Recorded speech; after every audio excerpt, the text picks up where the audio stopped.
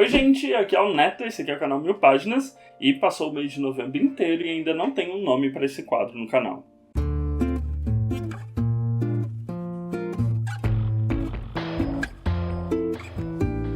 Então, só antes de começar, aqueles recadinhos de sempre, não esquece de se inscrever aqui no canal, deixar seu like, seu comentário, isso ajuda a gente a gerar engajamento aqui dentro da plataforma e ganhar mais relevância para atingir cada vez mais pessoas com conteúdo. E vamos lá, né, as notícias de novembro que foi bastante tumultuado em várias áreas do setor livreiro e de quadrinhos e de mangá, então a gente vai fazer aquele apanhado que é bom para todo mundo ficar na mesma página do que está acontecendo. E novembro já começou com tudo, com uma notícia vinda do jornal Valor Econômico, que a Saraiva, que está passando por grandes problemas para quitar a milionária dívida que ela tem com as editoras, ela estava tentando vender o seu e-commerce.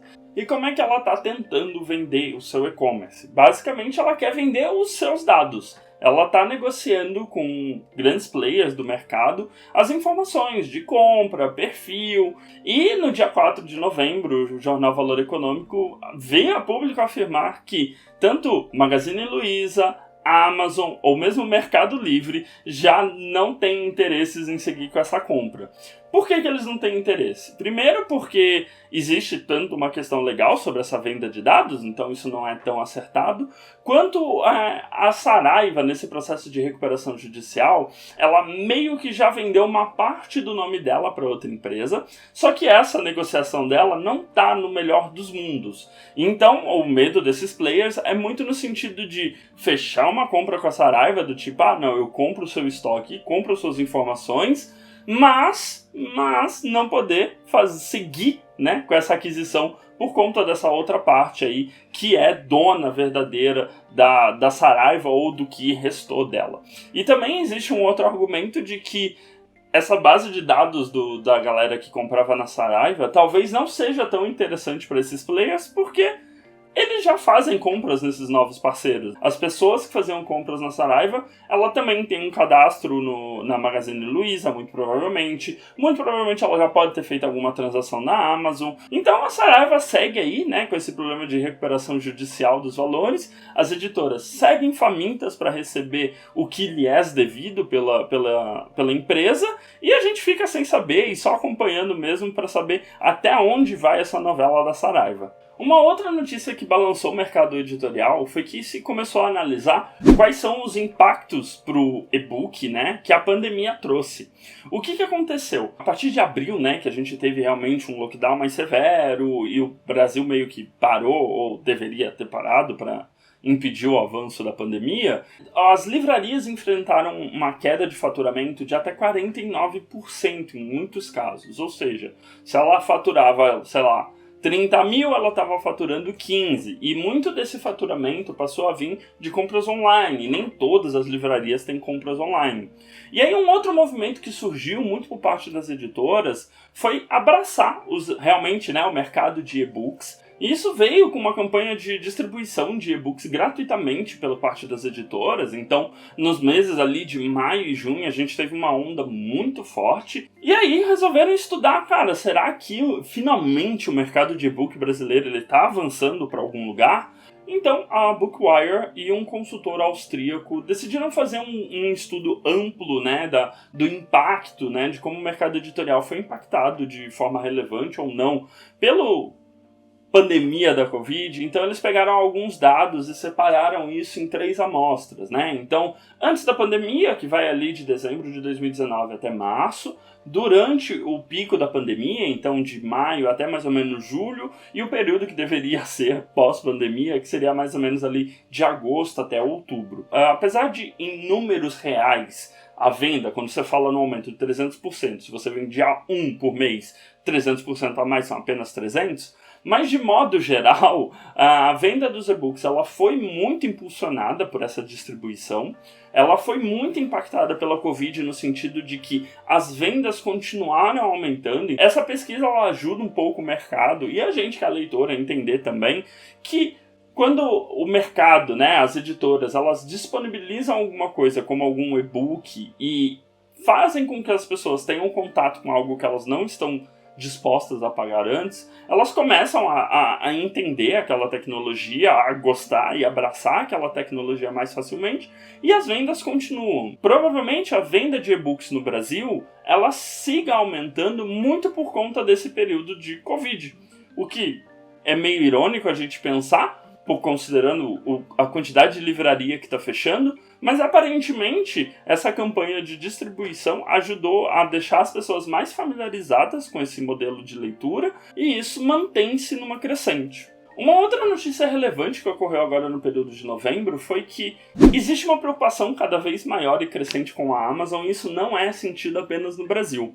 A gente teve 2 episódios bem importantes agora no mês de novembro. O primeiro foi a prefeita de Paris, Anne Hidalgo. Ela foi a público e pediu para a população boicotar a Amazon e comprar em livrarias locais. Paris está passando por um novo lockdown desde o começo do mês e livrarias foram consideradas como não essenciais e como a própria prefeita diz, a cidade de Paris ela respira literatura, respira livros. Ela temia que isso pudesse impactar muito negativamente o mercado livreiro da cidade. Então ela foi a público e disse claramente: não comprem da Amazon, comprem de livrarias locais, encomendem com seus livreiros e passem lá para retirar. O modo como a Amazon tem crescido no mundo acaba prejudicando livrarias cada vez menores. E aí você fala, isso é só em mercados que não são o mercado americano, né, o berço da Amazon. Mas mesmo nos Estados Unidos a gente tem um movimento também de boicote, como a gente comentou, né, no vídeo passado de notícias. E nos Estados Unidos a Bookshop.org, que é um conglomerado de pequenas livrarias que criaram um site onde elas podem espelhar como se fosse as suas vitrines e os clientes fazem compras direto com elas. Então elas estão tentando unir a característica de, tem pequenas livrarias que tem uma curadoria, que existe um sistema ali que você está ajudando um pequeno livreiro com a facilidade e a praticidade da venda online. Eles eram apenas 250 livreiros, mas agora, no mês de novembro, eles vieram a público dizer que já são quase 900 livreiros participando desse site. Então, esse movimento de pequenas livrarias tentarem adentrar no mercado online e tentarem combater a gigante da Amazon e talvez trazer essa consciência para o consumidor de que nem sempre o que é mais barato é o melhor, né, para o mercado e para esse mercado livreiro como um todo. E aparentemente os resultados estão sendo bem positivos para essas livrarias que fazem parte desse grupo, porque do preço de capa que é cobrado, essas livrarias conseguem ter um lucro de 30% do valor. E ainda na editoria, grandes empresas querendo destruir o mercado, a gente tem uma situação muito peculiar nos Estados Unidos, que é a Penguin House, que é a maior editora dos Estados Unidos, entrou com um processo de compra da Simon & Schuster, que é a terceira maior editora dos Estados Unidos. Isso gerou bastante preocupação no mercado das outras editoras concorrentes, porque com a fusão dessas duas empresas, né, com a compra da Penguin, da Simon & Schuster, ela teria acesso a um catálogo de mais de 30 mil livros, escritores como, por exemplo, Stephen King, que publica pela Simon & Schuster, e ela iria se tornar... Ela já é a maior editora, mas ela iria virar uma mega editora nos Estados Unidos, e a preocupação é que, com isso, ela adote práticas não idôneas no mercado e comece a se tornar realmente um ponto de atração de novos autores ou autores já consagrados, obras clássicas. Então, isso seria um perigo para o mercado, um perigo para as outras editoras, e meio que existe uma movimentação nos Estados Unidos para investigar se essa compra é válida, se está tudo certo, se não vai gerar alguma coisa, nenhum tipo de lobby ou qualquer coisa nesse sentido. Uma informação bem relevante é que essa compra ela foi fechada pelo valor de 2 bilhões de dólares. Então tá todo mundo acompanhando, porque realmente vai ser um marco no mercado editorial, o surgimento da primeira grande mega editora no mundo. Uma curiosidade sobre a Penguin House é que aqui no Brasil meio que a gente tem um braço dela, né? Então a Companhia das Letras faz parte do grupo da Penguin, né? Elas são parceiras. E aqui no Brasil a Companhia das Letras também tem um movimento muito parecido desse de compra de editoras menores. Então, pode ser alguma diretriz mundial, o que desperta ainda mais atenção para essa movimentação de compra da Penguin. E foi um mês bastante agitado para a editora Panini, que é a maior editora, né, de mangás e quadrinhos no Brasil hoje. Ela tem um problema grave de comunicação, né? Ela tem alguns perfis, então ela tá nas principais redes, Facebook, Instagram, Twitter, e começou a surgir um burburinho de um possível descontinuação do Wotakoi. O Wotakoi é um mangá que a gente já falou, inclusive, aqui no canal. É um mangá que está no volume 8, ainda está em publicação no Japão. O volume 9 saiu muito recentemente no Japão. E a galera começou a perguntar nos perfis da Panini, cara, e o Wotakoi 9? Já temos uma data? O que vai acontecer?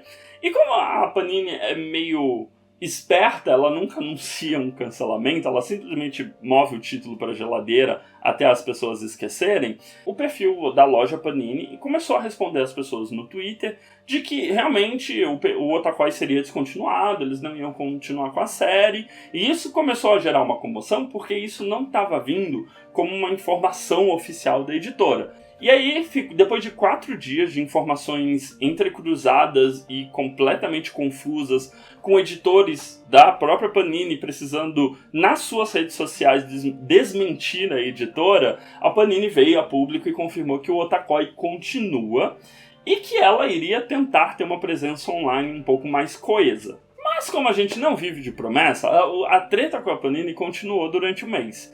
A gente teve o checklist, né, do mês, que foi divulgado, que ela teria um kit com as primeiras edições de Bakemonogatari. E esse kit, ele estava planejado e tudo mais, mas aí a Panini foi lá por um comentário e falou, não vai ter. Só que logo depois ela voltou atrás e falou, sim, vamos ter esse kit. Então, essa história de vamos ter maior presença online, não necessariamente ela está se comprovando através das redes sociais da Panini. Ela até ressuscitou tópicos como Toriko e Tri-Age X, que estavam esquecidos na geladeira há muito tempo. E como nem só de problema de cancelamento viveu a Panini nesse mês, a gente teve 2 situações de erro editorial mesmo. A primeira é que o mangá lançamento desse mês, We Never Learn, o volume número 1, ele tá passando meio que por um recall da editora, porque num dos quadrinhos específicos em que tá as falas do personagem, em vez de aparecer a fala do personagem, né, o textual do personagem, tá lá o comentário do editor perguntando alguma coisa. E isso passou na edição e na revisão, então se você tem essa edição, a Panini já foi a público, já disse que ela vai, é só você entrar em contato com o saque dela para trocar essa edição e tudo mais, e achou que era só isso? Também não é só isso de problema editorial. Bem na data de gravação desse vídeo, veio a público de que a edição número 2 de Jujutsu Kaisen, o novo shonen que o anime as pessoas estão adorando e tudo mais, que também tem vídeo aqui no canal, ele teve uma tradução, aí a gente não sabe se foi a tradução que foi errada ou se foi alguma revisão ou editoração que foi errada, de uma fala importantíssima de um dos personagens principais. E aí a galera, quando leu a segunda edição, ficou meio cabreira de, pera, isso daqui não tá errado, e foi comparar com a edição japonesa, com a edição americana, para ver se realmente estava ocorrendo um erro, foi comparar com o anime, que também já tinha chegado naquela parte, e realmente, a frase que era no sentido de você vai esquecer tal coisa, o personagem está falando a frase você não pode esquecer tal coisa. E isso muda completamente dentro da história, aquele diálogo, e é bastante problemático para os próximos volumes que vão vir a seguir. Até a data de gravação desse vídeo, a Panini não se pronunciou se vai ter algum recall, se eles vão fazer alguma coisa referente a essa edição. Então, o jeito é aguardar e vamos ver aí o que vem para a Panini no próximo mês de problema. Então, meio que é isso. Foi um mês bastante conturbado, com muitas coisas acontecendo. Tá aí para sair, né? O resultado do Jabutice já não saiu na data de gravação desse vídeo. A gente teve essas diversas tretas de compra. Teve a questão da feira do livro da USP também, que ocorreu no começo do mês. E foi um pouquinho tumultuado por conta da logística das editoras. Mas eu tentei infiltrar pelas coisas que são mais impactantes e que vão ter um lastro maior pra gente. E eu acho que foi um mês que Cara, teve notícia quase todo dia, hein? Se você tá gostando do conteúdo, se você gosta desse vídeo, não esquece de deixar no comentário pra gente poder seguindo. E sério, se vocês têm alguma ideia de nome pra esse quadro, eu tô aceitando, porque já é o segundo vídeo e ainda não pensei em nada, tá bom? Então, não esquece de dar uma olhada nos vídeos recomendados, que fica do meu lado direito, e se inscrever na bolinha do lado esquerdo pra continuar acompanhando o que a gente posta aqui. A gente se vê no próximo vídeo. Grande beijo, tchau, tchau!